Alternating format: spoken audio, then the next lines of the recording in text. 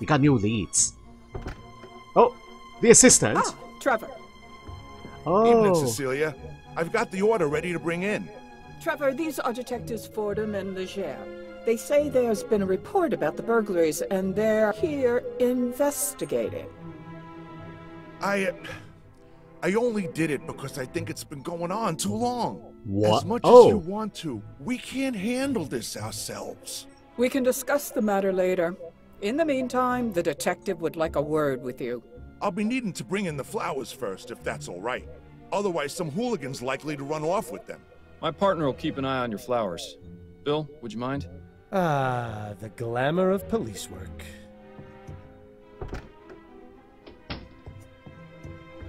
Now, Mr. Hastings, if I could ask you a few questions? Go on, then. okay, so it was the assistant who reported on the crimes. And he is older than I expected. I was expecting a young man to be her assistant. Anyway. What can you tell me about the recent burglaries? I wish Cecilia had contacted you lot sooner. She's a damn fine woman.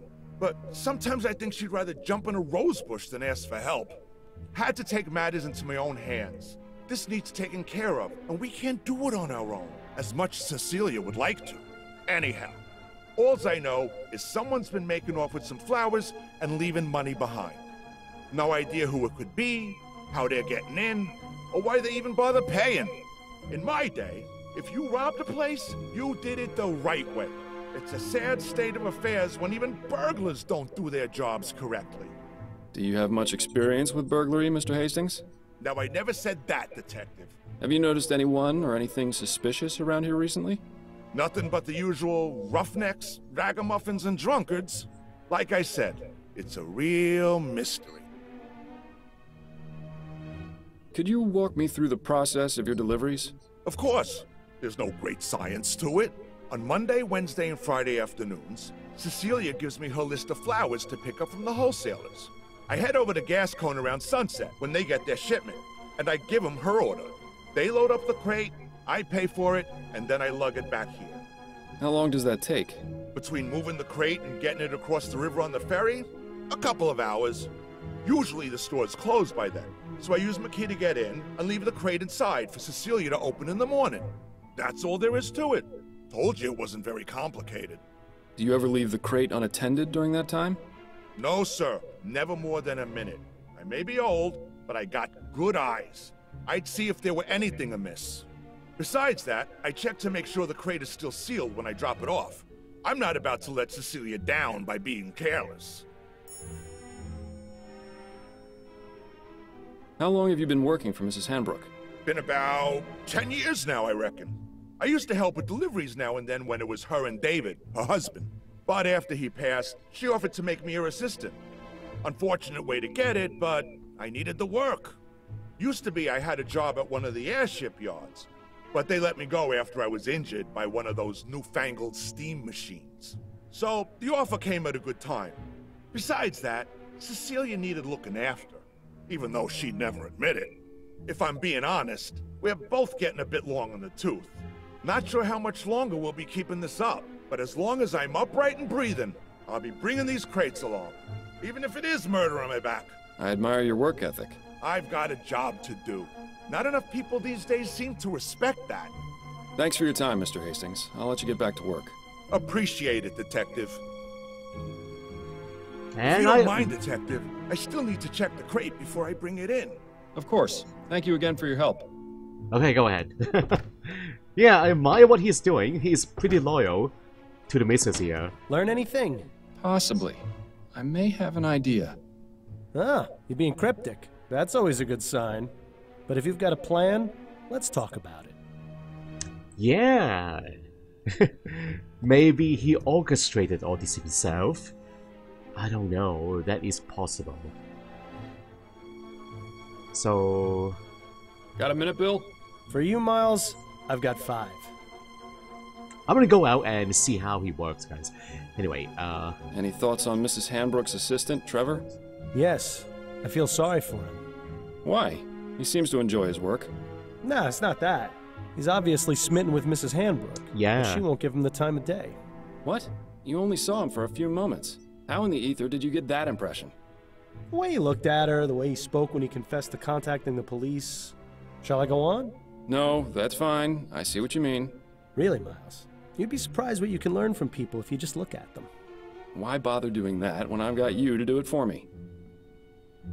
Yeah, that's why I said he possibly orchestrated all this himself. Just to get her attention, maybe? Right. Based on what we've been told in our experiment, I can only conclude that our burglar is using the upstairs window to get into the shop. So, what do you propose we do about it? It's happened repeatedly over the past 3 weeks, on one of the delivery nights. Since it has yet to occur this week, and today is Friday, logic dictates it should be tonight. Ooh. So we settle in and wait to see if the burglar returns? Catch him in the act? Exactly. It's our best chance of solving this before the trail goes cold. And I was really looking forward to getting that drink at the Angel tonight, too. I know, but it's as you said yourself. There'll be plenty of other opportunities.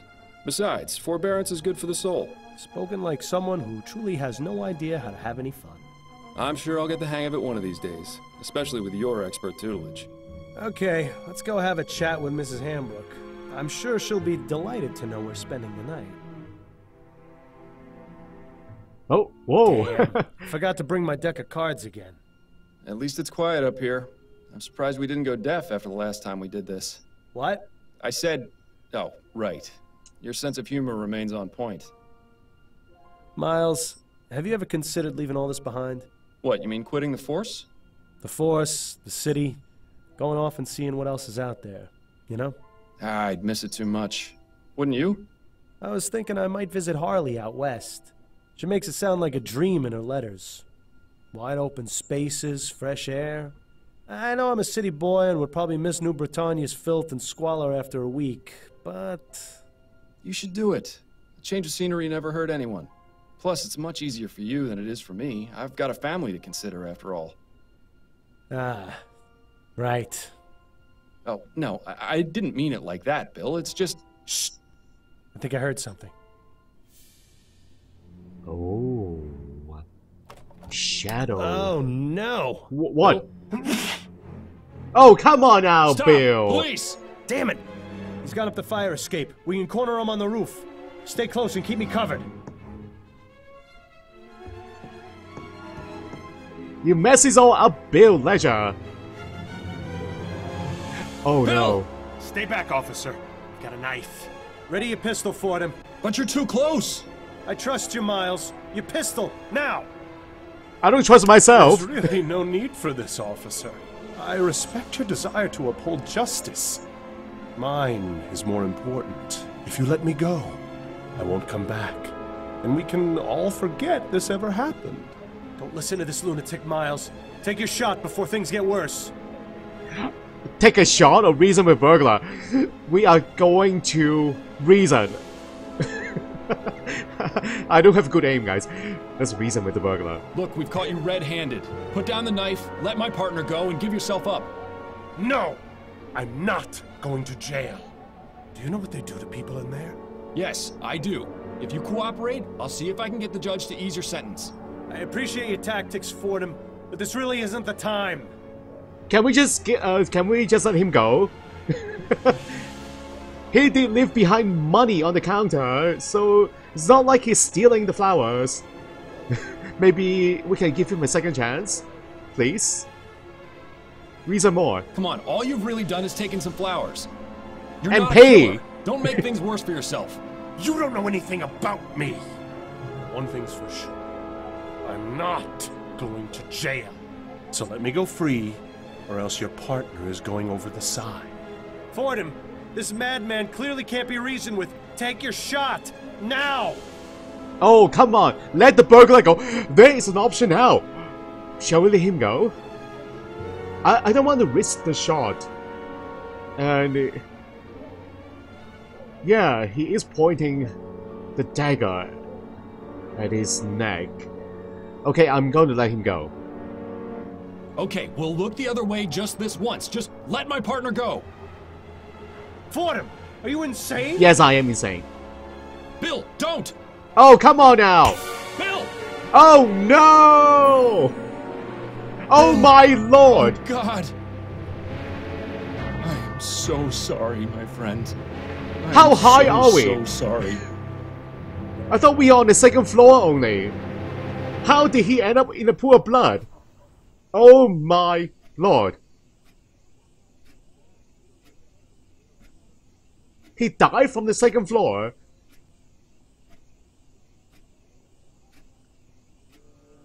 You've got to be kidding me. Wake up, sunshine.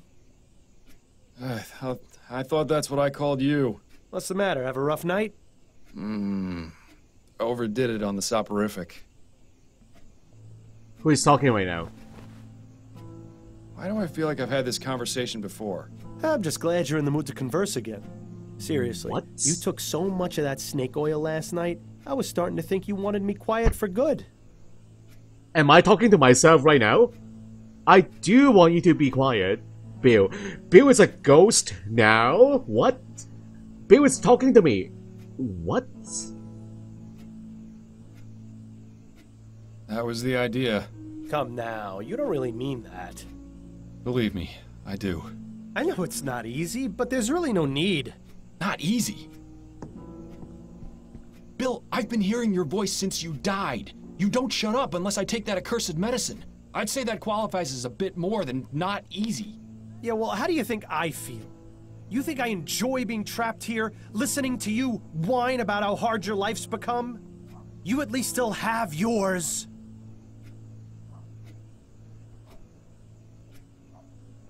If you're just as miserable, why don't you just go away and leave me in peace? Believe me, I wish I knew how. But the bottom fact is, you're stuck with me. So you can either keep living this way and ruin your life even more than you already have, or you can do as I've told you and try to figure out a way to let me move on. Well, find a burglar from the flower shop. Maybe that will help. I don't know. Right. For the 1000th time, you want me to find the burglar from the flower shop. Yes, exactly. I still don't get how that's going to help. I've told you several times, although to be fair, if you actually listened to me, I'd still be alive. At any rate, you wouldn't have been in that situation in the first place if not for him. Once the criminal has been caught and is in custody, we'll both get what we want. A decent night's sleep? More than that, you'll have that elusive thing you always wanted to give others. Love. Closure. You do realize the trail's pretty much frozen at this point. Our man has seemingly vanished into the ether. That's no excuse not to keep trying. I know the cases Upton's been giving you these past few months haven't been the most thrilling, but they've at least kept you active. So just keep at it. Something has to turn up eventually. Unless, of course, you want to wind up in Riverview Asylum. And if that happens, I'm really not going to keep quiet. Fine. Good man. Now, I suggest you stop talking to thin air, or Adelaide's gonna start wondering if you've gone mental. Or just maybe, she'll stop wondering. Very funny. Very funny indeed. Wow, what a surprising turn of events. I wasn't expecting this. Really wasn't. Okay, who is in the painting here? I always like that self-portrait of Adelaide's mother, even if the eyes do always follow you around the room. Creepy. That's a fun little apparatus Adelaide got you. Very soothing. Watching it spin long enough puts me right to sleep. I'd say that's really more the soporifics doing. Wow.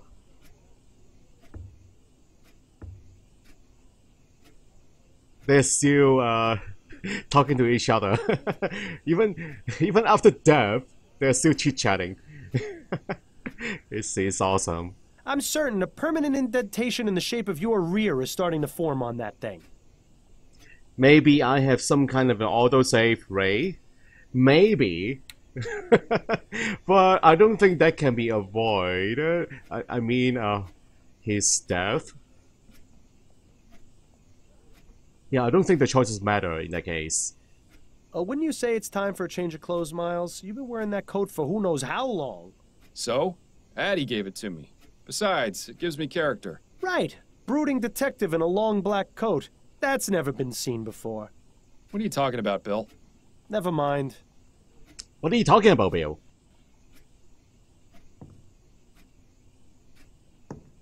Adelaide's last performance. She could really bring the house down. So who is this Adelaide? Is that my wife? That's my mother-in-law. Don't worry, Miles. I don't watch when you and Adelaide are having your private time. It would Right. be nice if you didn't spend the whole time humming. I thought you appreciated some romantic music. Wow. It's admirable just how organized Adelaide is. Maybe someday the same can be said about you. Ha, that poster brings back some memories. That's from around the time you two met, isn't it? Yes, back when Addie was singing at the Angel. She was a singer.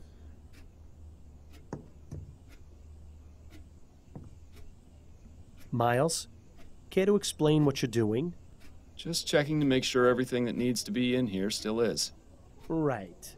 If you start taking that stuff during the day, you're really going to have problems.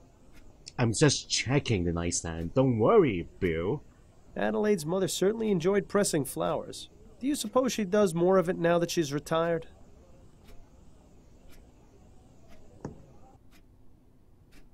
Adelaide? Well, look who's awake. Ready to rejoin the living? Very much so. You were talking in your sleep again. Did I say anything interesting? Do you ever? You have to admit, she's got you there. How are you feeling? A touch groggy. I think I took a bit too much of the soporific last night. That's what I thought. When you went for your after-lunch nap, you'd barely gotten breakfast down. I saved you some bread and cheese if you're hungry. Thank you, but I haven't got much of an appetite. You really should regulate your doses more carefully, love. I'm sure dull senses and an empty stomach aren't much help to your work. By the way, a message arrived via courier for you this morning. I put it on the table along with today's newspaper. Thank you, dear. Adelaide Fordham. So she's my wife. But I have a strange feeling that she's acting like my mother. It feels like she's a mother to me and not my wife. I don't know why. Okay, so my journal completely empty. How very nice. We're starting afresh. Addie? Yes, dear? Okay. She looks older than me. Are you really my wife? How's work going? Do you have any appointments today? Yes, one this evening. It's been a bit slow lately, but pretty soon it'll be debutante ball season, and all the Gascon grand dames will need their hair done. You sure I can't convince you to let me give you a little trim? You've been looking awfully scruffy lately. What's the point? I've got no need to go peacocking around town. You're the only girl for me. I like it when you're clean cut. It brings out your eyes. The way my eyes have been looking lately, I think it's best to keep them hidden. How are you?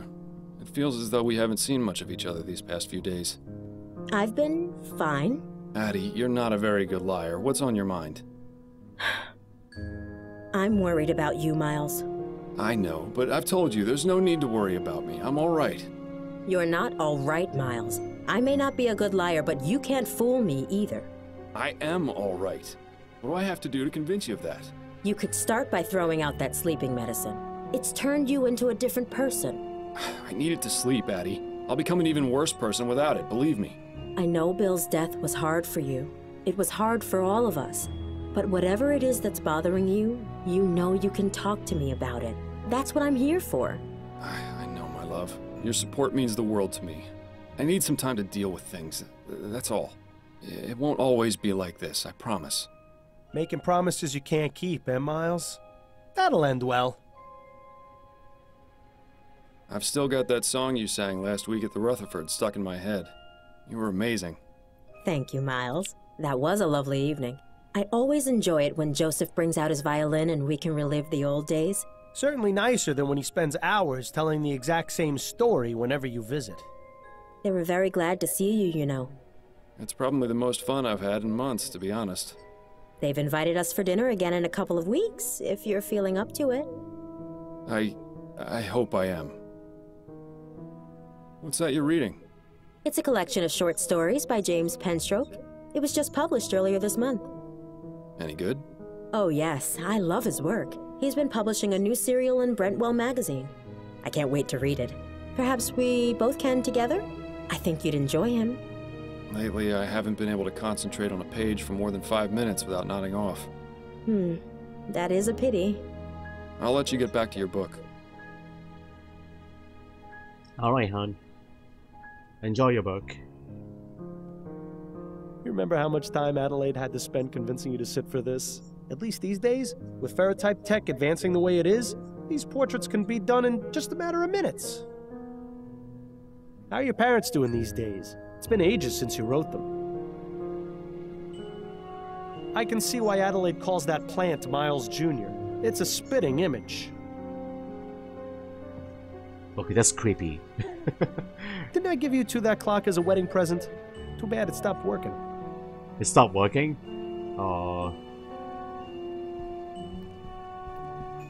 Maybe it stopped working when you died.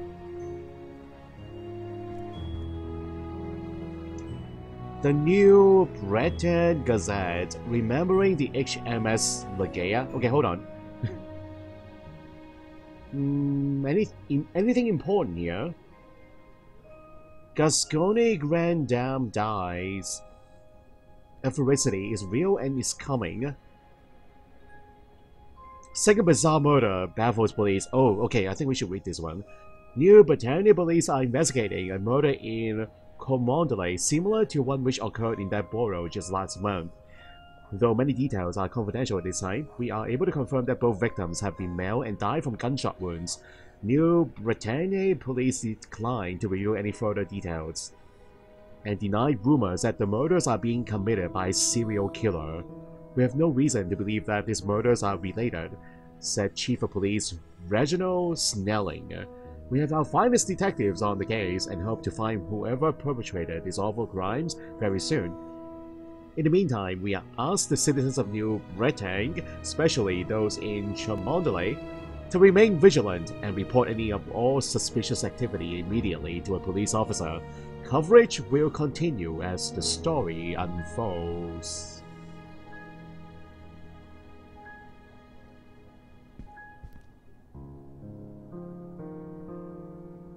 Fortham, a big case has come in which I think I will interest you.